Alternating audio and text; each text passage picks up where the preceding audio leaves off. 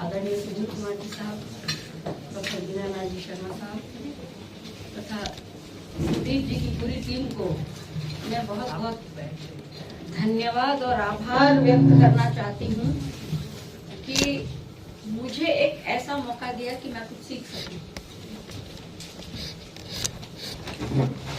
और इतनी सशक्तता से, इतने कॉन्फिडेंस से और इतनी मेहनत से आप जो सबको साथ लेकर चल रहे हैं, सचमुच ये अपने आप में एक विलक्षण कार्यशाला है, एक विलक्षण वर्कशॉप है।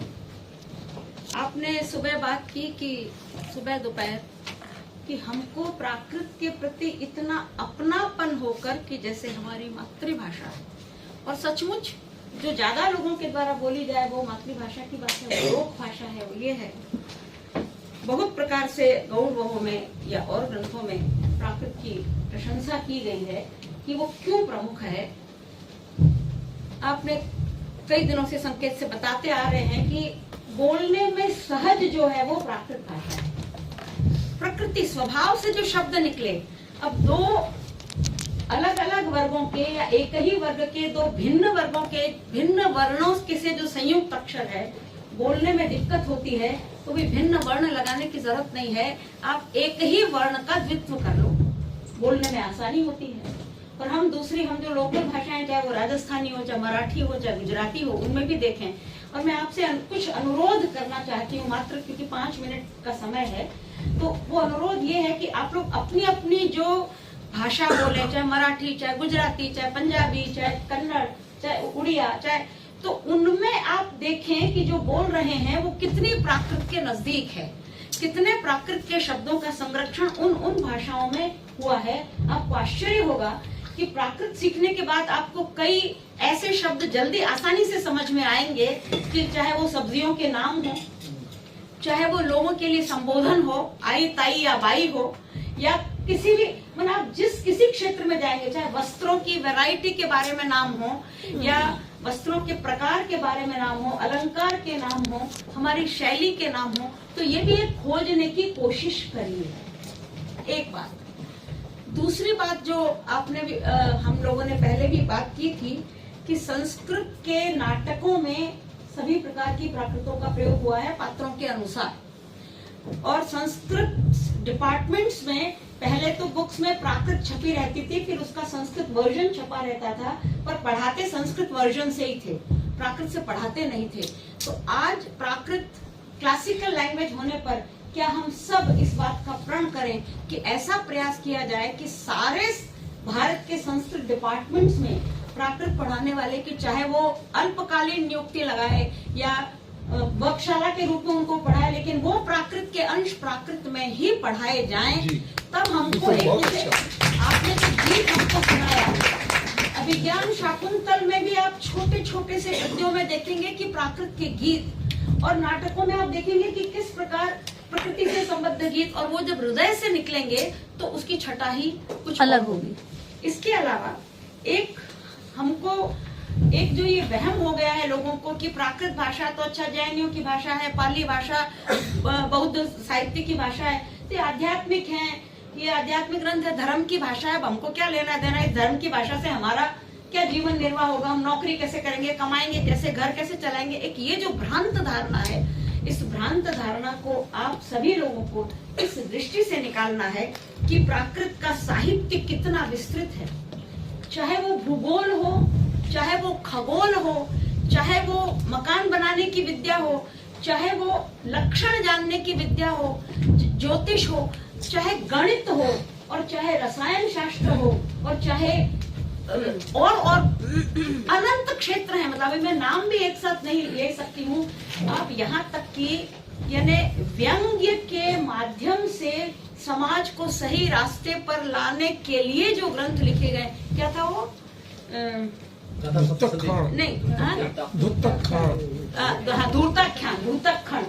धूर्ताख्यान 5 व्यक्ति हैं, यात्रा पर निकले हैं, एक महिला भी है उसमें। तो वो पांचों ने कथा इस प्रकार लिखती है कि भाई जो दूसरे की, जैसे मैंने कहा, मैंने गप की बात, जो जितनी बड़ी गप लगा सकेगा वो विजयी होगा। तो मान लो मैंने निकाला कि देखो देखो मेरे पेन के कैप में से हाथी निकल निकल गया। तो मैं कहूंगी कि इस बात को कौन काट सकता है? तो दूसरे ने कहा तेरे पेन के कैप में से ही हाथी निकला। अरे यहाँ तो सुई की नोक में से यानी सुई की नोक में से भैंसा निकल गया। अब वो उदाहरण भी देगा कि वो किस तरह, उन शब्दों का अर्थ क्या है, क्योंकि शब्द शक्तियां 3 होती हैं, अभिधा, व्यंजन, लक्षणा और व्यंजना। तो किसी ने अभिधा से कहा तो उसको लक्षणा से काट दिया, किसी ने लक्षणा से कहा तो उसको व्यंजना से काट दिया। 2 लोग जा रहे थे, दूसरे ने कहा कि अरे यार तेरे तो मुंह से बदमाशी झलकती है, तेरे चेहरे से शठता झलकती है। तो दूसरा 1 मिनट उसको देख के कहता अच्छा आज ही मुझे पता चला है कि मेरा चेहरा दर्पण है। सही है। अब इस वाक्य का अर्थ आप समझ रहे? तो इस प्रकार के ग्रंथ की जो ऐसी असामाजिकताएं फैली हुई थी या जो कि भ्रांत धारणाएं फैली हुई थी, उन भ्रांत धारणाओं को इस प्रकार से कहकर दूर करने तक के ग्रंथ, ऐसी सुंदर पहेलियां, मतलब अभी इतना समय नहीं है कि एक-एक को ये कहा जाए, लेकिन चाहे वो कथा साहित्य है, चाहे वो काव्य साहित्य है, चाहे वो खंड काव्य है, चाहे वो महाकाव्य है, इसके अलावा हमारे जीवन जीने की कला की जो बातें हैं, मैं केवल 2-3 बात रख के अपनी बात को समाप्त करूंगी। णोनिज्जेह वीर्यम, आचाराम सूत्र में कहा 153, णोनिज्जेह वीर्यम। आप अपने में जो वीर्य है, अपना जो कौशल है, आप जिस क्षेत्र में प्रवीण हो सकते हैं उसको झरने मत दीजिए। अभी आपको पता चला है, आपके पास थोड़ा है, जैसे प्राकृत, तो आप उसको झरने मत दो, उसको और ज्ञान प्राप्त करो, गुरुओं से प्राप्त करो, अभ्यास करो, लिखो, आपने कहा लिखो, सुनो, बोलो, पढ़ो, ये करो, उसको झरने मत दो। होता क्या है, आज पेरेंट्स बच्चों को कहते हैं कि नहीं तुझे तो डॉक्टर ही बनना है, चलो कोटा भेज देते हैं तुमको राजस्थान के इलाके में, वहां पर तुम अपना ट्यूशन पढ़ो और ये करो, और बच्चे को तो वो बनना ही नहीं है, बच्चे को तो कुछ और कलाकार बनना है, आर्टिस्ट बनना है। उसने 2-4 बार विरोध किया लेकिन नहीं माने माता पिता, थोड़े समय बाद पता चला कि फांसी का फंदा खा के खत्म हो गया। तो हम माता पिता या बड़े भाई बड़े बहन क्या इस प्रकार ये खोज सकते हैं कि किसमें क्या क्षमता है, उसके माध्यम से, या स्वयं अपने आप की क्षमता को खोज सकते हैं, उस क्षमता का विकास कैसे करना, ये अपने आप में बहुत बहुत इम्पोर्टेंट बात है। इसके अलावा इस साहित्य में महत्वपूर्ण क्या है, अमर्त्य सेन का नाम आपने सुना होगा, ग्रेट इकोनॉमिस्ट। उसने जितनी किताबें पढ़ी होंगी शायद किसी अर्थशास्त्री ने उतनी किताबें नहीं पढ़ी होंगी, और अर्थशास्त्री होने के नाते उसने जो एक सारांश दिया वो ये दिया कि किसी भी देश को आर्थिक दृष्टि से समृद्ध, उसके अंदर एकत्रित धनराशि से, उसके वैभव से नहीं की जा सकती, बल्कि उस राष्ट्र के लोगों के कौशल और इंटेलिजेंस और उनकी प्रवृत्ति से की जा सकती। आपने 10 को तैयार किया कि ये कमा के खा सकते हैं, वो इम्पोर्टेंट है, उसकी बजाय कि आपने 25 करोड़ रुपया इकट्ठा करके अपने बैंक के खाते में डाल दिया। तो ऐसी मतलब हम अगर इसका आलोडन करें तो ऐसे ऐसे भी मिलेंगे। सम्मतिट्ठी जीवा निशंका होंति निर्भया तेण सत्य भया विपमुक्का तम्मा तम्मा दुनिशंका। निशंक और निर्भय वो होते हैं जो अपनी दृष्टि को सम्यक रखते हैं, और जैन दर्शन में तो प्राकृत साहित्य के माध्यम से अनेकांतवाद और स्याद्वाद का जो सिद्धांत है वह विश्व में विलक्षण है। कोई भी चीज एब्सोल्यूट ट्रुथ नहीं होती, और 2 विरोधी धर्म भी एक साथ रह सकते हैं। इसको प्राकृत साहित्य में जिस तरीके से बताया है वह अपने आप में अनूठा है। विषय को व्याख्या करने की उतना समय नहीं है, लेकिन फिर एक तरफ ये कि समयाय धम्मे समया सर्व भूयेषु सत्तुमित्तेषु वा जने। अब समता में धर्म है, लेकिन समता कैसी कि शत्रु और मित्र के साथ आप एक सा व्यवहार कर सको, ऐसी उदारता हो जाएगी, आपका ऐसा व्यक्तित्व हो जाएगा कि आप शत्रु अगर आपका नुकसान कर रहा है, आपकी बुराई कर रहा है तो भी आप सहन कर लो, और कोई मित्र आपकी प्रशंसा कर रहा है, ये कर रहा है तो भी समान हो जाओ। यानी एक चीज का वर्णन, फिर जो मैं बात उठाई थी कि लोग कहते हैं कि भाई धार्मिक चीजें हैं इसमें, तो ठीक है भाई सामायिक कर लो, प्रतिक्रमण कर लो, ये कर लो। धर्म अर्थ काम मोक्ष चारों पुरुषार्थों को जिस दृष्टि से यहाँ समझाया गया है, ये कहा कि जो प्राकृत को पढ़ता नहीं, पढ़ नहीं सकता, सुन नहीं सकता, और वो काम तत्व की बात करता है, उसको शर्म नहीं आती। वो कहता है मैं समझता हूँ कि काम क्या होता है, ये सेक्सुअल लाइफ क्या होती है, ये क्या समझता है, तू पढ़ तो सही गाहा सप्त सही को, देख कि कैसा प्राकृतिक प्रेम होता है, कैसा ग्रामीण प्रेम होता है, कैसा सौहार्दपूर्ण ये होता है। मैं गाथा नहीं सुना रही हूँ अभी, एक उदाहरण पेश करती हूँ। मैं छोटी सी, मैंने कोई 100-200 गाथाओं का राजस्थानी मारवाड़ी में काव्यानुवाद किया है। तो पति को पता चल गया कि उसकी पत्नी ये जान चुकी है कि मैं आज किसी दूसरी स्त्री के पास जाके आया। अब रास्ते भर सोच रहा है कि क्या करूंगा मैं, कैसे झेलूंगा अपनी पत्नी को। तो पर एक ही बात मन में आई कि अब क्षमा के अलावा कुछ नहीं है, मैं पैर पड़ के माफी मांग लूंगा और आगे से ध्यान रखूंगा जो भी है। घर में एक बच्चा भी है। पहुंचा घर, बीवी के चरणों में गिरता है, बोले उसके पहले बच्चा समझता है पिता घोड़ी बने हैं और ऊपर बैठ जाता है। तो मैंने उसको कहा, पगे पड़िया पति पे सवार टाबर ने देख उछाव भरियो, रिसा बढ़ती नार रे मुंडे हंसी फवारो फूट पड़ियो। आग उगल रही थी और पानी का फवारा। तो एक बच्चा परिवार में किस प्रकार सौहार्द ला सकता है। यानी अनंत क्षेत्र हैं, जिसको जिस क्षेत्र में रुचि हो वो, यहाँ इनके पास बहुत सारे शोध के विषय भी हैं, यहाँ इनके पास हजारों ग्रंथ हैं। बता सकते हैं कि इस फील्ड में जाना हो तो प्राकृत के ये ग्रंथ पढ़ो, इस फील्ड में जाना हो तो प्राकृत के ये ग्रंथ पढ़ो। ऐसी कहा कि विश्व में ऐसी कोई भाषा नहीं है जो सुकोमल, मनोहर और रमणीय हो। आपने कहा था कि साहित्य शास्त्रियों ने, काव्य शास्त्रियों ने, संस्कृत के काव्य शास्त्रियों ने जब वे माधुर्य या गुण के उदाहरण देते हैं, रीति के उदाहरण देते हैं, छंद के उदाहरण देते हैं, अलंकार के उदाहरण देते हैं, काव्य शास्त्रीय विशेषताओं के उदाहरण देते हैं, तो वे कभी गाहा सप्तशती का सहारा लेते हैं या कभी किसी और प्राकृत के ग्रंथ का सहारा लेते हैं। तो इस प्रकार की कोमल भावों वाली, ये कहा कि संस्कृत तो पुरुषवत कठोर है और प्राकृत स्त्रीवत कोमल है।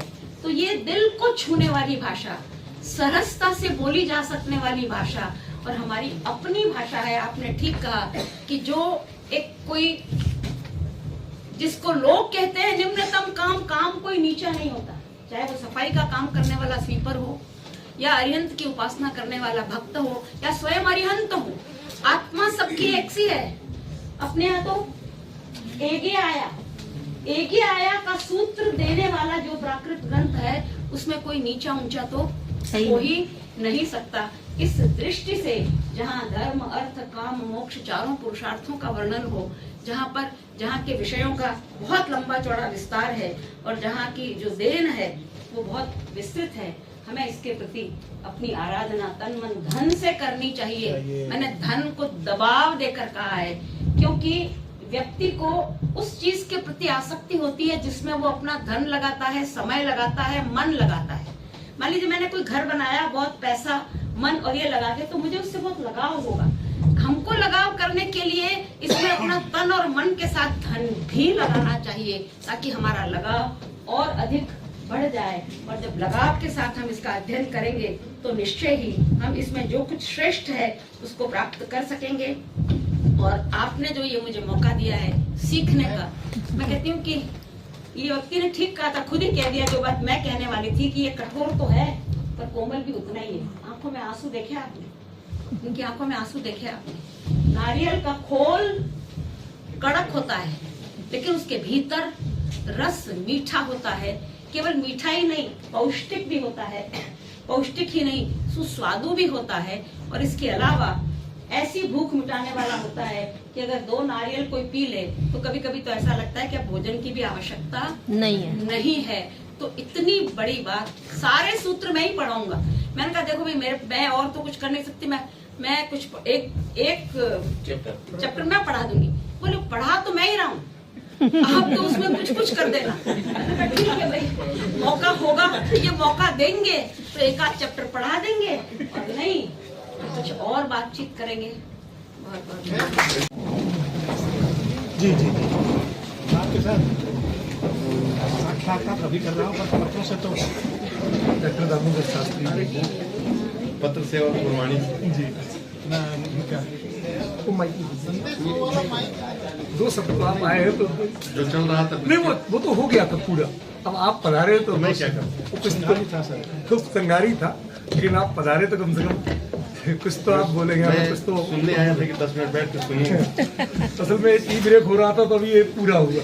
सुषमा सिंह जी जयपुर से पधारी हैं, तो उनका भी वक्तव्य पूरा हुआ। मैं एक बार वो वाली पंक्तियाँ फिर से एक बार बता दीजिए ना, राजस्थानी वाली। नहीं जो ट्रांसलेशन आपने हाँ, राजस्थानी। कुछ मैं भी सुन लूं, मैं और कुछ लाभ लेके जाऊं, कुछ लाभ लेके जाऊं। हम लोग हमेशा सीखते रहते हैं। हम लोग मैं संस्कृत और ये कर रहे हैं प्राकृत सर में कि जब दोनों जितनी का यूनिवर्सिटीज में संस्कृत डिपार्टमेंट में संस्कृत की बुक्स में जो प्राकृतिक टेक्स्ट है, चाहे वो कालिदास ने लिखा हो, महाकवि भास ने लिखा हो, या कोई और काव्यादर्श ने लिखा हो, या काव्यादर्श के रचयिता ने या भवभूति ने, वो टेक्स्ट सारा संस्कृत में अनुवाद करके संस्कृत से पढ़ाया जाता है। अब शकुंतला प्राकृत में क्या कह रही है, उसकी प्राकृत की बोलने का तरीका, उसके बोलने का लहजा, उसके वाक्य वो प्राकृत में जैसे होंगे अनुवाद में तो नहीं आ सकते। कभी नहीं आएगा। तो और कोई भी भाषा का अनुवाद दूसरी भाषा में मूल तो रह नहीं सकता है। तो इस दृष्टि से एक तो हमको ये प्रयास सघन करना चाहिए, और उसके लिए सारे संस्कृत डिपार्टमेंट में कम से कम एक प्राकृत का टीचर, चाहे वो फुल टाइम नहीं हो, पार्ट टाइम ही हो, चाहे वो किसी और तरीके रिसर्च असिस्टेंट के रूप में हो, चाहे किसी रूप में हो, लेकिन इसकी शुरुआत होनी चाहिए। और ये अपन एक प्रण लेकर चले इस यहाँ से। अब क्या हो गया है, प्राकृत छापना ही बंद कर दिया है। अब जो अभिज्ञान शकुंतला बाजार में देखेंगे उसमें प्राकृत अंश है ही नहीं, गायब ही कर दिया बिल्कुल। इसमें मैंने इस बारे में एक बात बताऊं, अपने यहाँ के साहित्य विभाग के अध्यक्ष, भले ही हमारे छोटे भाई हैं, मैंने उनसे कहा मुझे आप कहीं नाम मत दीजिए, कुछ मत कीजिए, आप उतना अंश पढ़ाने के लिए मुझे कहिए, मैं आके पढ़ा के जाऊंगा। बिल्कुल सही कह रहे हैं। और ये हम भी कर सकते हैं, ये भी हो सकता है कि उन संस्कृत के टीचर्स को ऐसी वर्कशॉप्स में हम सिखाएं, जो जो अंश उनके मतलब के हैं वो सारे अंश हम उनको पढ़ाएं, सिखाएं, ताकि वो आगे उनको ये कर सकें। तो एक तो ये बड़ा अपने को चैलेंज लेकर चलेंगे तो इसमें एक बात मैं जोड़ दूं, यूजीसी ने बीए और एमए के सिलेबस बनाए हैं और सबको भेजा है कि इसी के अनुसार आप लोग संस्कृत पढ़ाएं। उसमें स्पष्ट रूप से एक अनिवार्य बनाया गया है कि प्राकृत संस्कृत के विद्यार्थी को जो बीए में पढ़ रहा है उसको प्राकृत भी पढ़ाया जाए और पाली भी पढ़ाया जाए। इसके लिए उस सिलेबस हमारे वहाँ एक EMRC है। तो जब मैं सर्विस में था तो हमको ये जिम्मेदारी सौंपी गई कि मैं दूरदर्शन से प्रकाशित होने के लिए करने के लिए उसके छात्रों मतलब अध्यापक से वो सारे पाठ रिकॉर्ड किए जाएं और ताकि वो पढ़वाया जा सके दूरदर्शन के माध्यम से। तो हमने उसको तैयार भी किया था। तो उसमें स्पष्ट रूप से उसका समावेश है प्राकृत का। ऐसा नहीं, हम प्रैक्टिकली यूनिवर्सिटियों में अभी क्या होता है कि भाई हर यूनिवर्सिटी स्वायत्त है, तो स्वायत्त होने की वजह से जो है सोच निकाल देते हैं उसको। बाकी अगर नियम का पालन किया जाए तो वो है ही ऑलरेडी, पालन नहीं किया जाता। मैंने सर 1969 में एमए में एडमिशन लिया। हमारा डिपार्टमेंट संस्कृत डिपार्टमेंट नहीं कहलाता था, कहलाता था पाली प्राकृत एवं संस्कृत विभाग। विभाग का नाम ही पाली प्राकृत एवं संस्कृत था। 69 की बात बता रही हूँ। जोधपुर यूनिवर्सिटी में, जो अब जय नारायण व्यास यूनिवर्सिटी कहलाती है, उसमें। तो ये मतलब इलाहाबाद में भी यही था, पाली प्राकृत संस्कृत विभाग। अब प्राकृत आप एक शहर में, अब अगर मान लीजिए यहाँ पर कुछ एलीट लोग अंग्रेजी में लिखते हैं, पढ़ते हैं, बोलते हैं, लेकिन हम हिंदी वालों को अंग्रेजी से वो एक चलन चल पड़ा कि वो थोड़े ऐसे हैं, ऐसे प्राकृत वाले थोड़े ऐसे हैं। पर क्या हिंदी और अंग्रेजी साथ के बिना काम चल सकता है? केवल अंग्रेजी से काम चल सकता है क्या? बिना लोकल भाषा के, जो आम आदमी की भाषा हो, जो आम आदमी समझता हो, जिसके दिल की भाषा हो, हृदय की भाषा हो, उसको बहुत बहुत मुश्किल। जब प्राकृत का जो स्वर्णकाल हुआ ना, उसमें यही रहा कि उसने संस्कृत के साथ, संस्कृत ने प्राकृत के साथ ऐसे संबंध बनाए कि वो दोनों की शक्ति बहुत अखंड बढ़ गई। अब आप एक शब्द लीजिए, पीताम्बरधर संस्कृत है, अब उसको प्राकृत में बनाएंगे तो पीयम्बर हरो। अब पीयम्बर हरो के एक अर्थ से अनेक अर्थ निकलेंगे। हमारे यहाँ राजाराम दत्ते सौख्यम एक सूत्र श्लोक है जिसका 1 लाख अर्थ है। अब पीयम्बर धरो के अर्थ हरो के अर्थ कितने हो जाएंगे? प्राकृत में आ गया। अब संस्कृत का सहारा लेंगे छाया, तो पीताम्बर धरो भी होगा, पीताम्बर हरो भी होगा। पीताम्बर छीनने वाला सर इतने नहीं, कवि प्रकाश में मम्मट ने तो भाषाई अंतर के आधार पर एक पूरा अलंकार ही फिक्स कर दिया है, शब्द अलंकार बनता है कि एक शब्द एक भाषा में दूसरा अर्थ देता है और वही संस्कृत में लगे तो दूसरा अर्थ दे देता है। तो तो ये वो सब पीताम्बर धरार्थ भी है, हर अर्थ भी है। अब पीताम्बर के कितने अर्थ हैं? सारे जो पढ़ते हैं 7वीं 8वीं में, अब पीताम्बर के कितने अर्थ? अब आप बहुरी समास करते हो तब तो पीलाम्बर वाला, और द्वंद्व समास करो तो पीला रंग और अंबर, और अगर कर्मधारय समास बनेगा करो ना तो पीला अंबर हो जाएगा, अर्थ बदल गया। अब उसमें भी हर का अर्थ भी करेंगे, पीताम्बर और हर, मतलब विष्णु भी और शंकर भी, समझे बात का। अब इसके इतने समास, इतने संस्कृत का उसने अंगीकार किया तो कितने अर्थ निकल गए। अब कुवुत्त शब्द है, कुवुत्त के कितने अर्थ बाबा रे बाबा। कुपुत्र भी है, उक्त भी है, बोया हुआ, कुउक्त भी है, बोला हुआ। अब कु के कितने अर्थ हैं? आप किसी को दो कि आप तो कुपुत्र हैं, अरे भैया तुम धरती के लाल पुत्र है, धरती के लाल हो, तुम कुपुत्र हो। अब ये संस्कृत की विशेषता तुम्हारा है। शब्द उसी से बनता है ना। प्राकृत को कुभाषा कहा गया, इसीलिए पृथ्वी मंडल की भाषा। अब उसने ये जो प्रकृति की भाषा जी संस्कृत की जो विशेषता थी वो प्राकृत ने कहा, चैलेंज किया, जैसे औरत चैलेंज करती है आजकल, सशक्तिकरण, जो तुम कर सकते हो हवाई जहाज मैं चला सकते हो। तो प्राकृत ने संस्कृत के बराबर तुम क्या करते हो? सेतुबंध का मंगलाचरण आप पढ़िए, अरे बाबा क्या कितने अर्थ है। एक विद्वान नहीं मिलेगा जो सेतुबंध को पढ़ा सके बिना देखे। मंगलाचरण उसके कितने अर्थ उन्होंने किए हैं। वैसे ही बहुत से हैं अर्थ, मतलब विभिन्न अर्थ। वर्धमान के कितने अर्थ उन्होंने किए हैं। अब रिद्ध मान का लुप्त, अब संस्कृत के नियम से तो अवर्धमान था, अवरिद्ध मान माने केवल ज्ञान, इसका बढ़ा हुआ हो, वो कहाँ वर्धमान का अर्थ कितना, ऐसे कितने अर्थ संस्कृत निकाल सकती है। मय कदम मया कृतम, अब आप सारा कहिए कि ये सारी मय कदम नहीं सारी योजना तो मैंने की है, मया कृतम। लोग आएंगे, साहब आपने क्या किया? सुदीप जी बैठे हैं, अरे मैं तो मया, माँ हमारी लक्ष्मी, मया कृतम, सब लक्ष्मी की संदेशी के पास हुआ सारी चीज तो पैसे की माया, उससे मया कृतम। ये जो संस्कृत की जो विशेषता है ना, अर्थ के अलग। अध्यक्ष का अर्थ मालूम है? अध्यक्ष माने मूर्ख है, धी अक्ष, जिसके पास धी रूपी अक्ष ना हो अध्यक्ष।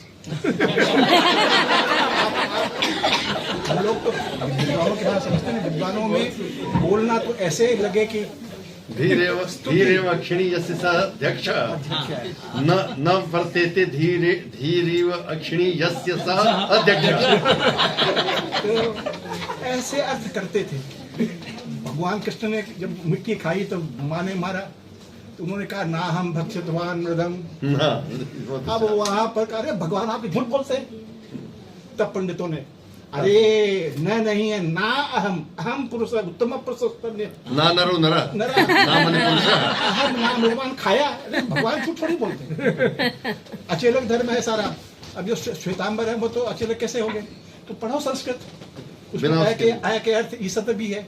इसलिए संस्कृत के बिना एक समुदाय में ये जो आया, कठोरता संस्कृत में है, प्राकृत में सरलता, सहजता, हाँ। कोमलता। चलिए इन शब्दों को इसीलिए कर्पूर मंजरीकार कहते हैं ना, जी पुरुष महिलाणं यावति यंत्रम तदितम, पुरुष महिलाणं यावति दोनों की यंत्रम। अपनी महत्ता है, किसी कम नहीं कर सकते, पर अंतर संस्कृत कब्बमपि भवति सुमारो, अमियम पावक संस्कृत कब्बमपि भवति सुमारो, पुरुष महिलाणं यदंतरम। मंत्रम यंत्र। तो अब इसको सौंदर्य और इसमें एस्थेटिक सेंस आ गया। तो यही कि संस्कृत के क्षेत्र में इतनी बड़ी संस्था में प्राकृत को ऐसा बढ़ाइए कि प्राकृत भी संस्कृत के सारे, और संस्कृत को कोई बिना प्राकृत के चले नहीं। मैं हूँ, मुझे पैसा वैसा नहीं चाहिए बहुत, मुझे तो बहुत ज्ञान लेने वाला हूँ। मैं गाथा शक्ति पर मैं प्रथम मंगलाचरण पर 7 दिन बोल सकता हूँ। प्रथम मंगलाचरण पर 7 दिन तक सारे उधर सब आ जाए, क्या बचेगा उसमें? सब कुछ उसमें है। धर्म शास्त्र क्या क्या चीजें हैं, औरतों की जितनी वो है। मैंने उस मंगलाचरण में भगवान शंकर से वो चला रहे हैं जल, वो देख रही है, वो देख रही है, कहीं कहीं किसी औरत को तो नहीं देख रहे बड़े बाबा जब जब उनके राख हो रही उसमें वो चेहरा देखती है और उसको लाल हो जाता है। तो मैंने वो झगड़ा भी नोक झोंक भी घर का मंगलकारी हुआ उस मंगला, क्या बात है। और इस तरह का क्वेश्चन जो जगन माता पितरों का है, ये वैदिक परंपरा में ये प्राकृत की ही शक्ति थी कि उसने प्रश्न चिन्ह लगाया वहां। उन दोनों मतभेद तो है ही हो गया, तेरी क्या कर रहा है बाबा, इसे इसे देखा है क्या, कुछ चक्कर तो होगा ही। जैसे हम लोग घर में पति जो है कोई अखबार पढ़ रहा है और उसमें कोई हेमा मालिनी की फोटो देखते रहते हैं, हमारे उस गुस्से के कोई गुस्सा माँ अरुणिमा है वो जमाने की बात कर रहे क्या बात हैं। ये तो जानते भी ना होंगे। जैसे बात है, ये दोनों सब संस्था मिले और इतनी मैं कह रही बड़ी थी कि प्राकृत में सर जो विशेष सूक्तियां हैं जो आज रेलेवेंट है, आज के बच्चों के लिए भी, आज के उनके लिए भी, कि किस प्रकार, तो उनको होर्डिंग्स करके उसका नीचे इंग्लिश वर्जन या हिंदी वर्जन करके और जगह जगह दिक्कत ये है लगवा, ना ताकि ये हो कि स्वाध्याय ढंग से नहीं हो रहा है नहीं, आजकल अपन जो ऐसे है। उसको छांट के नहीं वो मैंने कुछ करें, कलेक्शन स्वाध्याय किया करे है, कौन, स्वाध्याय की मैंने नहीं कुछ हो को रही दिया है तो मैं देती हूँ उसको, अपन जहाँ जहाँ हॉस्पिटल के बाहर वहाँ के लायक, यूनिवर्सिटी हाँ, के जो जहाँ के जिसमें लायक, जो जहाँ के लायक, जो स्कूल के वहाँ की लायक, सूक्तियाँ बहुत जो हैं, मास्टर हाँ के है। लायक, जो कॉलेज के हाँ। लायक, तो मतलब थोड़ा नहीं करते, 100 लोग पढ़े उसमें एक पर भी असर हो तो क्या बुराई है? प्रयास करने विद्वान में, बैठेंगे इसको सोचेंगे बस बात। प्रयास करने में आजकल कोई तो बुराई अखबारों में ये लो अलर्ट करो संस्कृत अनुवाद, मतलब ऐसे समझ जाए। आप हिंदी से पढ़ते हो, मुझे जाना है करो संस्कृत का अनुवाद, वो मुझे में माम करेंगे, मुझे लगता है माम मुझको शुरू जाएगा, मुझे जाना है करो संस्कृत का, मैं फिर प्राकृत में आओ ना करो मुझे अनुवाद, क्योंकि सब वो माम चलेंगे मुझे है। तो अब ये सब चीजें इतना गंभीर है कि उसको पढ़ाना करना कारक के प्राकृत प्रकाश भी अपूर्ण है उस माने में, क्योंकि प्रयोग नहीं है। नहीं, पर ये पढ़ इसलिए रहे हैं ना सर कि वो अब ठीक इसके है, माध्यम वो से ठीक है। प्रयोग अपन, अच्छा इसमें एक और काम हो सकता है, जैसे ये पढ़ के आप सब लोगों के लिए एक निवेदन है कि इसके जो उदाहरण यहाँ जो दिए हैं उसके अलावा आप जो जो प्राकृत ग्रंथ पढ़ रहे हैं, देख वहाँ रहे हैं, से उनमें से वो उदाहरण निकालिए। यहाँ पर रखो। अब नमो अरिहंताणम, अब अरिहंताणम किस सूत्र से हुआ ये आपको निकाल, लोगस्स उज्जोय गरे, अब लोगस्स तो आप षष्ठी में स करते हैं, उज्जोय गरे धम्म तित्थ यरे जने अरिहंते कित्तई संग, तो जो पाठ आप नमोत्थुणम, अब नमोत्थुणम कैसे हुआ, तो जो हमको याद है या हम करना चाहते हैं या पढ़ रहे हैं उसको इसमें लगाने पे आपको आत्मीयता दोनों भाषाओं को बढ़ेगी आपको और जोड़ना विशालता पड़ेगा। बढ़ेगी। अरिहंत शरणम पवज्यामि, अब दोनों में अरिहंत में द्वितीय शरण में द्वितीय किस माने होंगी, प्राकृत का कौन सा सूत्र है बताता है जो दोनों में, संस्कृत में आना पड़ेगा। तो ये विकर्मक है, नहीं, कोई वो याद ठीक है सर। नहीं, संस्कृत कर्मयुक्त से याद कर बिना सकते उसके है। पूरा नहीं होगा। नहीं होगा, उसके बाद चलेगा ही नहीं। वो तो क्या हुआ सर, विकर्मक धातु है तरुणजा में, संस्कृत वालों तो ने शरणम में व्याकरण भी वही लिखी, बात है, तो वो कह अरिहंत रहे हैं में कि वही बात है, संस्कृत दोनों का द्वितीय हुई। नहीं दोनों बना। द्वितीय हुई सर है। हम आपको मुख्य सुनना गौड़ चाहते है। हैं, होगी। आप वो कुछ तरीके हैं, सर। बोलिए। संस्कृत वालों ने व्याकरण लिखी तो उन्होंने बताया कि भाई ये शब्द संस्कृत का है, ये यूं करके प्राकृत में बना, लेकिन अब जरूरत ये भी है कि हम प्राकृत वाले ये प्राकृत का शब्द यूं करके संस्कृत में बना, इसको सामने लाने की भी हाँ, हाँ, जरूरत बिल्कुल, है। कि आवश्यकता है, वैदिक बिल्कुल।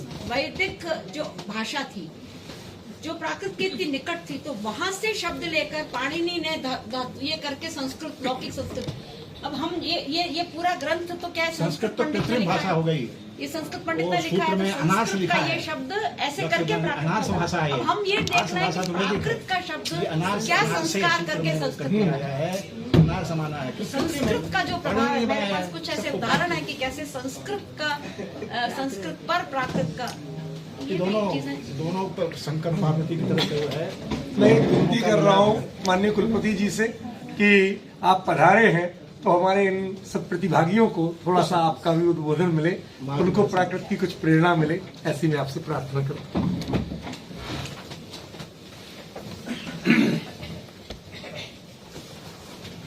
अज्ञानतिमिरान्धस्य ज्ञानाञ्जनशलाकया चक्षुरुन्मीलितं येन तस्मै श्रीगुरवे नमः।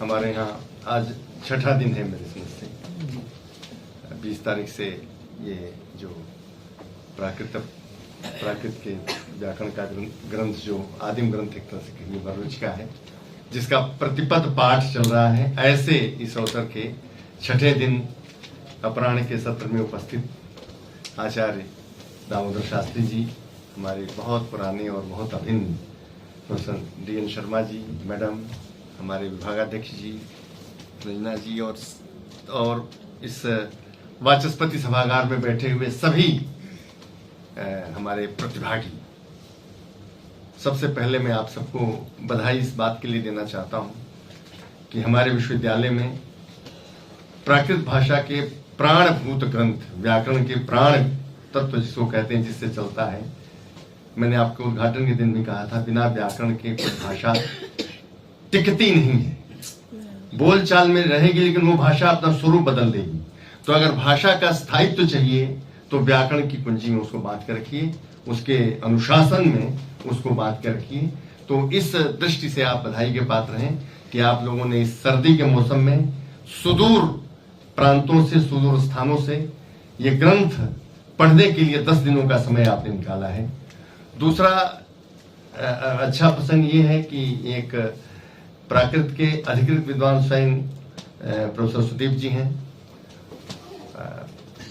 एक साहित्य के भी आचार्य हैं, उसमें साहित्य भी इनका है, व्याकरण भी इनका है, और पाठ इनके मुख से हो रहा है, और बीच में तड़का लगाते हैं ना, छौंक बढ़िया सा जो है देशी घी वाला। तो ये जो हमारे आचार्य बीच में आ रहे हैं, तो ये आचार्यगण बीच में आकर के उस जो भी कुछ उसमें मानते हैं उसको तरोताजा बना करके आपको अपडेट करके जा रहे हैं। दूध में चीनी दे देते हैं, दूध में चीनी डाल दिया, शहद डाल दिया, मधु डाल दिया, तो मधुर हो गया। चीनी तो क्यों कहा जाए, आज के चीनी आजकल वर्जित जा रहे हैं। तो हम शहद वाले, हम लोग मधु माध्यम है, मधुनक्तम तोषसो मधुमत पार्थिवंग रजा, मधुद्यौरस न पिता वाले हम लोग हैं। तो हर जगह, क्योंकि मधुरता कहीं भी है मधु की, इसीलिए मधु मधु मधुति 3 बार उसका प्रयोग किया। अखिलम मधुरम, अखिलम मधुराधिपते अखिलम मधुरम। तो वो कुछ भी आप कह लें, जो माधुरी में आनंद है वो लावण्य में नहीं है। माधुर इसलिए आप स्नेह का भी संबंध इससे नजदीक है, मधुरता से स्नेह का भी संबंध है, उसी प्रकार है। पूरक है लावण्य, तो पूरक है, और लावण्य नहीं रहे तो फिर बेकार है, तो वो भी चाहिए, बीच में वो भी चाहिए बीच में। तो ये सारा पाठ चल रहा है और अच्छे से संपन्न होगा। सारे वो आएंगे, विषय सारे आपके सामने आएंगे।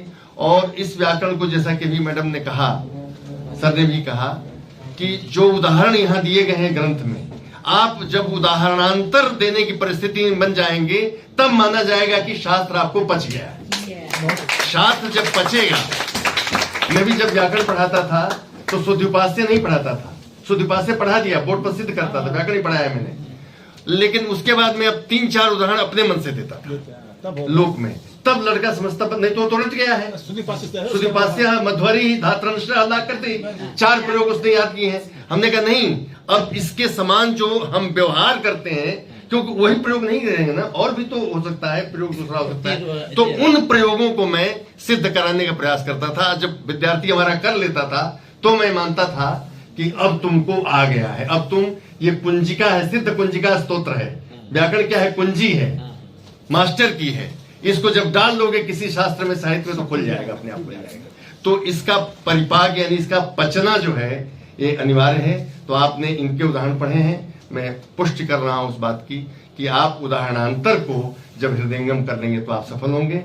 दूसरी बात मैडम ने कही, मेरे मन की, मेरे हृदय की बात थी कि प्राकृत और ये जो संस्कृत के नाटक हैं, रूपक हैं, नाटक क्यों कहें, रूपक हैं जो संस्कृत के, इन रूपकों को जो पात्र जिस भाषा हम बोल रहे हैं उस भाषा में पढ़ा जाए। मुझे याद है, मैंने चर्चा भी की थी, पहली बार शाकुंतल से भेंट हुई थी, BA 1 में इलाहाबाद विश्वविद्यालय का विद्यार्थी था। तो वहां पर आपसे मैंने उस दिन ही बताया था कि केवल 7 ऐसे छंद हैं जो प्राकृत में हैं, और बाकी गद्य बहुत कुछ है। एदस्य मगया सीलस्य रज्ञो वैश्य भावेन्द्र निर्विनोसिन येष वराह येष शूकर ये तिथि, यह पूरा याद कर लिए थे। तो हमने जब पढ़ा, सर आपसे बताऊं, तो हम प्राकृत से पढ़ते थे। मेरी हमेशा नीचे जाने की बात रही है, और आज भी मुझे पढ़ाना पड़ेगा। तो कभी मैं संस्कृत नहीं पढ़ाऊंगा। और मैं जब अपने विद्यार्थियों में कर्पूर मंजरी पढ़ाई, हमने ये पानी और प्राकृत जितना पढ़ाया, तो मूल में ईसा रो सब पसाद पंडित और सस्वर में गाता था।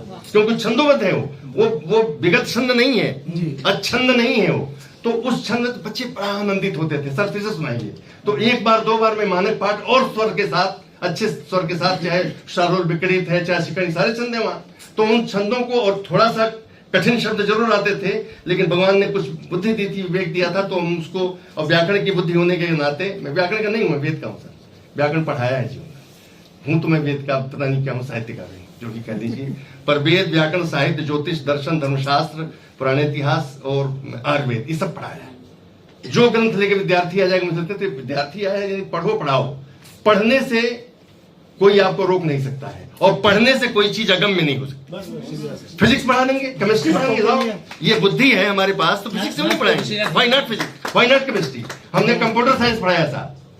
ज्योतिष का जब मैं हेड हुआ, ज्योतिष में हमने ज्योतिर्विज्ञान में कंप्यूटर लगाया। मुझे आज भी, मैं एक टाइप नहीं, मुझे उंगली कीबोर्ड पर उंगली रखना नहीं आता है, पर हमारे विद्यार्थी पीजी के कहते थे उज्जैन के कि सर आप संस्कृत, ज्योतिष और ये जो पढ़ाते हैं उससे अच्छा कंप्यूटर साइंस पढ़ा रहे हैं। मैं कुछ किताब लेकर नहीं आया, पूरे ब्लैक बोर्ड मैगजीन्स जो उसके वो हैं, वो सारा तैयार कर रात को 11 से 2 पढ़ता था मैं, 3 घंटे क्योंकि तब बच्चों ने कहा सर संस्कृत, ज्योतिष जो आप पढ़ाते हैं उसमें तो सर बहुत लोग पढ़ा लेंगे, ये कंप्यूटर आप गजब का पढ़ाते हैं। अब मुझे कंप्यूटर नहीं आता है, प्रैक्टिकल नहीं आता, लेकिन थियरी पढ़ाते थे, वो बच्चे निकले। तो हमारा कहने का मतलब ये है कि कोई चीज मानव से इतर नहीं है, मानव हर चीज सीख सकता है।